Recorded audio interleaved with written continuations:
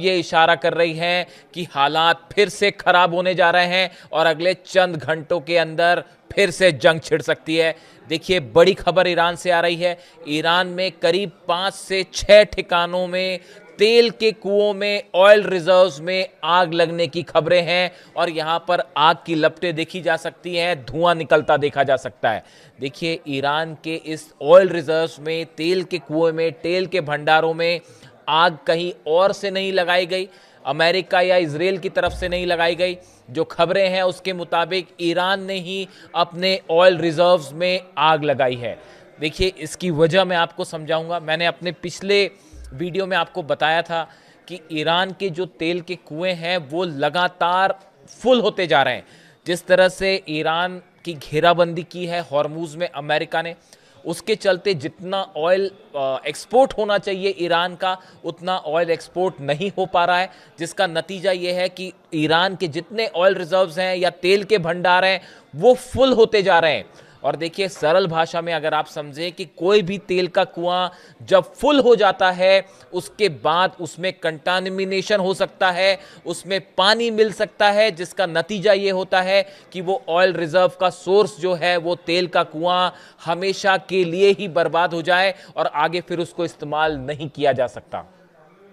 कई एक्सपर्ट्स बता रहे हैं कि डोनाल्ड ट्रंप का यह बयान कि अगले 3 दिनों के अंदर कुछ बड़ा होने वाला है, या उन्होंने 3 दिन का वक्त जो ईरान को दिया था वो इसीलिए दिया था क्योंकि ईरान के सारे तेल के कुएं, ऑयल रिजर्व फुल होने जा रहा है। और शायद अमेरिका का प्लान ये था कि इससे ईरान के जो सोर्सेज हैं, नेचुरल सोर्सेज, उनको नुकसान पहुंचेगा और ईरान के कई तेल के कुएं बर्बाद हो सकते हैं। देखिए, ऑयल रिजर्व फुल हुआ है क्योंकि ईरान में बड़े तेजी के साथ जो है कुओं में तेल उत्पादन होता है। अब उसका नतीजा ये था कि ईरान को हर हालत में अपने इस तेल को उन कुएं से निकालना था, जिसे वहां से हटाया गया और जिन कंटेनर्स में रखा गया उसमें आग लगा दी गई है ताकि इस तेल को नष्ट किया जा सके, उन ऑयल के जो कुएं हैं उसमें लेवल को कम किया जा सके, वरना वो तेल के कुएं ही बर्बाद हो जाएंगे। जो तस्वीरें सामने आ रही हैं, करीब 5 से 6 जगह ऐसी हैं ईरान में जहां पे ऑयल रिजर्व्स में आग लगी हुई दिखाई दे रही है। तेल के कुएं और उसके आसपास के जो टैंकर्स थे वो जलते दिखाई दे रहे हैं। मैं आपसे रिपीट करूंगा, ये कोई हमला नहीं है, ये ईरान ने खुद ऐसा किया है ताकि अपने तेल के कुओं को सुरक्षित रखा जा सके। लेकिन ये शुरुआत है उस बर्बादी की जिसकी आग में अब पूरा मिडिल ईस्ट, पूरा अरब एक बार फिर झुलस सकता है। देखिए, जो खबरें सामने आ रही हैं, यूएई में अमेरिका के फाइटर जेट्स फिर से लैंड होने शुरू हो गए हैं। मैंने आपको पहले ही कहा था, चीन के सैटेलाइट्स एक एक चीज की पल पल की जानकारी ईरान तक पहुंचा रहे हैं और जो नई खबरें सामने आ रही हैं उसके मुताबिक यूएई में एक बार फिर अमेरिका के F-15 फाइटर जेट्स लैंड हो रहे हैं, बड़े हमले की तैयारी हो रही है। इसके अलावा कतर में भी अमेरिकी जेट्स देखे गए हैं, F-35 की लैंडिंग की खबरें आ रही हैं। ये सब कुछ बिल्कुल वैसा हो रहा है जैसा पिछली बार हमले के पहले 40 दिन के पहले हुआ था। जॉर्डन में, यूएई में, कतर में, सब जगह अमेरिकी जेट्स लैंड हो रहे थे। अब हालात फिर वही दिखाई दे रहे हैं। इसके अलावा बड़ी खबर यह है, अमेरिका में एक बड़ी बैठक हुई। बड़ी बैठक में डोनाल्ड ट्रंप शामिल थे, सभी सुरक्षा अधिकारी शामिल थे और बताया जा रहा है कि डोनाल्ड ट्रंप ने उस प्रस्ताव को नामंजूर कर दिया है जो ईरान ने सामने रखा था। ईरान का प्रस्ताव बिल्कुल साफ था कि जितने जहाज हैं अमेरिका के, इनको हटाइए हॉर्मूज से, उसके बाद ही हॉर्मूज को खोला जाएगा। यह शर्त रखी थी ईरान ने, लेकिन इसे मानने से इनकार कर दिया है डोनाल्ड ट्रंप ने। जो खबरें हैं, और वॉल स्ट्रीट जर्नल के मुताबिक अब एक बड़े हमले की, ग्राउंड ऑपरेशन की तैयारी में है Donald Trump. Ben Gurion airport में, इजराइल में भी लगातार फाइटर जेट्स की लैंडिंग हो रही है। F-35 जेट्स की लैंडिंग की खबरें हैं बेन गुरियन एयरपोर्ट पर। इजराइल ने इंटरनल इमरजेंसी को 7 मई तक के लिए बढ़ा दिया है। ये वो मेजर्स होते हैं, वो कदम हैं जो जंग के ठीक पहले उठाए जाते हैं। इसके अलावा आप देखें, जो बड़ा डेवलपमेंट है, जहाजों के डिप्लॉयमेंट।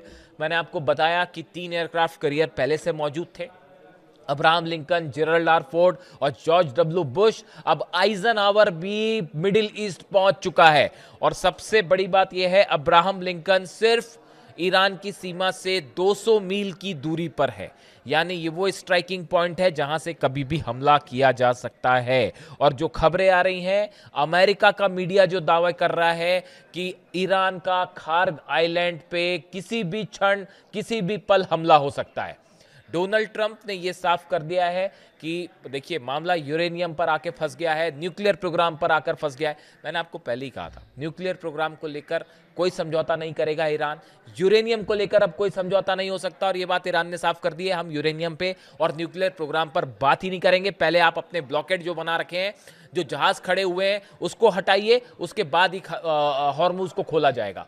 इस मुद्दे को लेकर अब अमेरिका और ईरान की बातचीत में बड़ा फंडामेंटल डेडलॉक खड़ा हो गया है। भले बातचीत पीछे दरवाजे से कुछ कुछ होती रहे, खबरें आती रही कि अब बातचीत हो रही है या अब डेवलपमेंट हो रहा है, लेकिन ऐसा कुछ नहीं होने जा रहा है। एक बड़ा डेडलॉक खड़ा है जो कि हमले की तरफ इशारा कर रहा है। इसी बीच आंद्रेई बेलासोव, जो कि रक्षा मंत्री हैं रूस के, इनकी तरफ से बयान दिया गया है बुशर को लेकर। अब ईरान का वो न्यूक्लियर प्लांट जो रूस की मदद से चलता है, यहां पर किसी भी तरह के हमले पूरे मिडिल ईस्ट में एक परमाणु जंग को छेड़ सकते हैं, परमाणु हादसा हो सकता है। देखिए, मैं बार बार आपको इस बात को कहता रहा कि चाहे बुशर से रेडिएशन हो, चाहे डिमोना से, इजराइल से रेडिएशन हो, अगर एक भी मिसाइल किसी न्यूक्लियर साइट पर सीधा गिरती है, उसका नतीजा होगा न सऊदी अरब बचेगा, न यूएई बचेगा, न जॉर्डन, न कतर, न ईरान, न इजराइल, कुछ नहीं बचेगा। पूरा मिडिल ईस्ट तबाह हो सकता है। अब यही बात रूस के रक्षा मंत्री ने कही है, अमेरिका को सीधी सीधी वार्निंग दी है, इजराइल को वार्निंग दी है कि अगर बुशर पर हमले होते हैं तो इसका नतीजा होगा एक भयंकर परमाणु हादसा। इसके अलावा देखिए, ईरान के सांसद हैं हुसैन साबती साहब, इनकी तरफ से दावा किया गया है, इनकी तरफ से भी बड़ी बात कही गई है। इनका कहना है कि अमेरिका अब फ्रस्ट्रेशन के चलते किसी तरह का छोटा न्यूक्लियर हमला कर सकता है ईरान के ऊपर। हालांकि डोनाल्ड ट्रंप ने इस तरह की बात से इनकार किया है, लेकिन अब ईरान के जो ये सांसद हैं, इनका ये कहना है, हुसैन साबती साहब का, कि देखिए, अमेरिका कोई जंग नहीं जीत पा रहा ईरान के खिलाफ। हॉर्मुज में सेना खड़ी है, आपने पहले 4 दिन एयर स्ट्राइक करके देख ली, कोई नतीजा नहीं निकला। पूरे एयर बेसिस जले अमेरिका के, कितने सैनिक घायल है उसका कोई आंकड़ा नहीं है, कितने मरे हैं कोई आंकड़ा नहीं है, आंकड़े छुपाए जा रहे हैं लगातार। इन हालात में हर मकसद में अमेरिका फेल हुआ है। ऐसे हालात में किसी वेपन ऑफ मास डिस्ट्रक्शन से ईरान पर हमला हो सकता है, ये कहना है हुसैन साबती का, जो कि ईरान के सांसद हैं।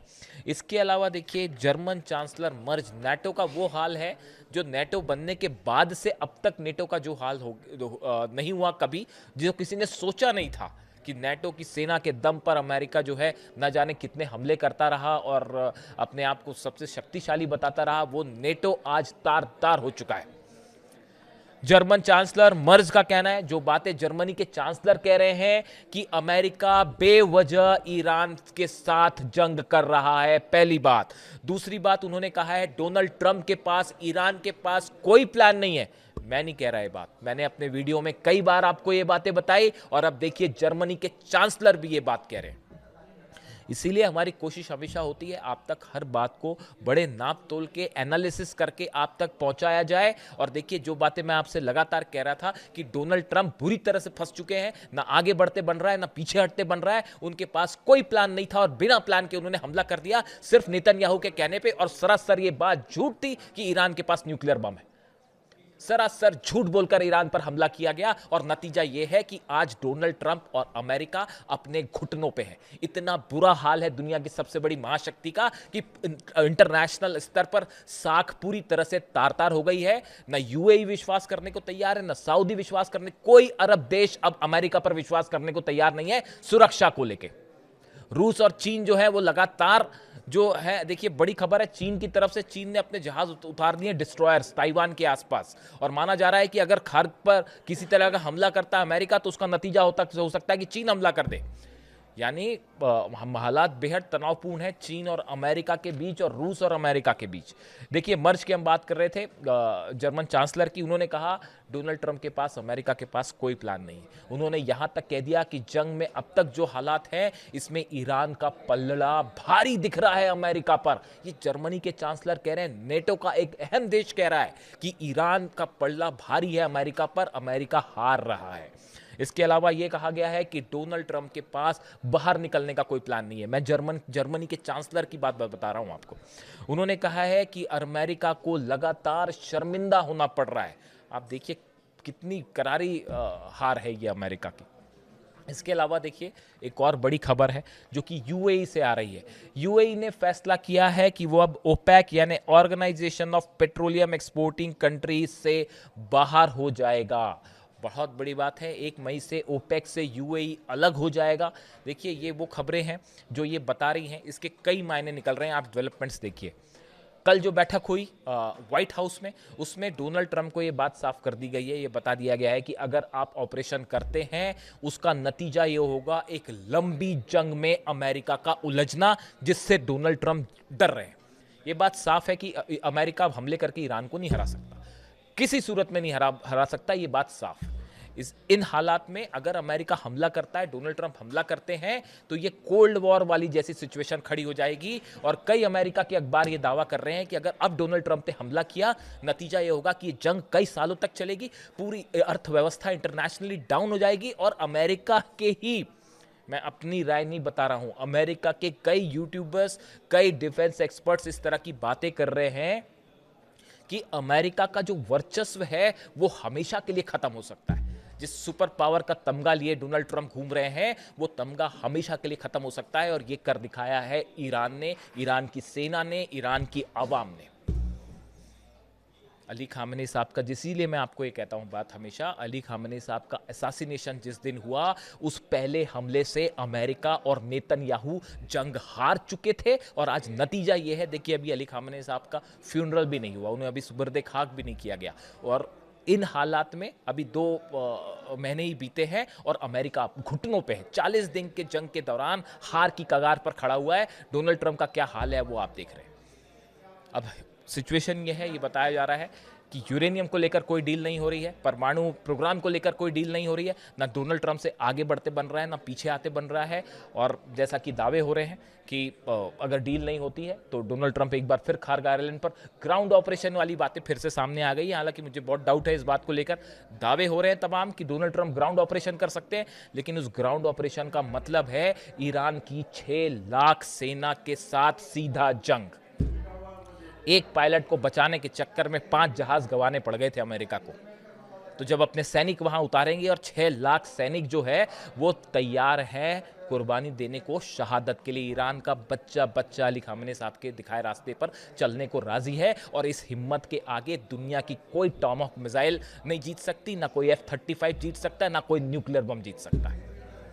ये ईरान का जो हौसला है, यही सबसे बड़ा न्यूक्लियर बम है ईरान का, और इससे बड़ी और कोई ताकत नहीं हो सकती। तो अब डोनाल्ड ट्रंप ग्राउंड ऑपरेशन करेंगे या नहीं करेंगे, मुझे तो डाउट है, शायद ही कर पाए। हाँ, हवाई हमले हो सकते हैं, जिसका संकेत है चौथा एयरक्राफ्ट कैरियर भेजने का मतलब ही यही है कि कोई मिलिट्री ऑपरेशन होने जा रहा है। जिस तरह से मूवमेंट है यूएई, कतर, अब देखिए यहां फिर जहाज उतरने लगे हैं अमेरिका के, और उसका नतीजा ये है जो ईरान ने कहा है, बाब-अल मंदेब बंद किया जाएगा। और अरब के जितने तेल के कुएं हैं, जो ईरान की सेना ने कहा है एक कुएं के बदले 4 जलेंगे। पूरे अरब के तेल के कुएं, ऑयल रिजर्व्स खतरे में हैं, पूरी दुनिया की इकॉनमी खतरे पे। इसीलिए अमेरिका के, जर्मनी के चांसलर ये कह रहे हैं कि बिना प्लान के आप अंदर घुसे थे, अब पूरी दुनिया को बर्बाद करके मानेंगे, अब बाहर नहीं निकल पा रहे। अगले कुछ घंटे बेहद अहम होने वाले हैं। जो मिलिट्री मूवमेंट्स हुआ है अमेरिका का, एयरक्राफ्ट्स का, प्लेन्स का, फाइटर जेट्स का, ये शोर इशारे कर रहा है, जो खबरें इजराइल से आ रही हैं कि एक बड़ा हमला हो सकता है। और ये भी संभावना है कि इस बार आशंका है कि इजराइल की तरफ से हमला हो, शायद अमेरिका पीछे रहे और इजराइल लीड करके हमला करे। जो भी हो, ईरान इस बात के लिए तैयार है। पिछली बार के मुकाबले बड़ा सरप्राइज देगा ईरान, ये ईरान की तरफ से बार बार कहा जा रहा है। रूस साथ खड़ा है, चीन पिछले बार के मुकाबले खड़ा हुआ है, लेकिन शायद जो है ईरान को किसी की ज़रूरत नहीं है, ईरान अकेला ही काफ़ी है। जो हालात हैं, मैंने आपको पिछले वीडियो में बताया, जितने अंडर मिसाइल सिटीज़ हैं, उससे अब नई जनरेशन की मिसाइल्स निकाल दी गई हैं, नए लॉन्चर्स, मिसाइल लॉन्चर्स तैयार हैं, और हर ठिकाना भी तय है कि कहाँ कहाँ मिसाइल्स गिरेंगी अगर हमले होते हैं तो। और सच मानिए, पूरा दुनिया का ऑयल रिजर्व्स, खास तौर पर मिडिल ईस्ट का, खतरे में है। वीडियो कैसा लगा ज़रूर बताएं और कमेंट करके बताइए कि आपको क्या लगता है आगे क्या हो सकता है इस मैटर में। Thank you so much.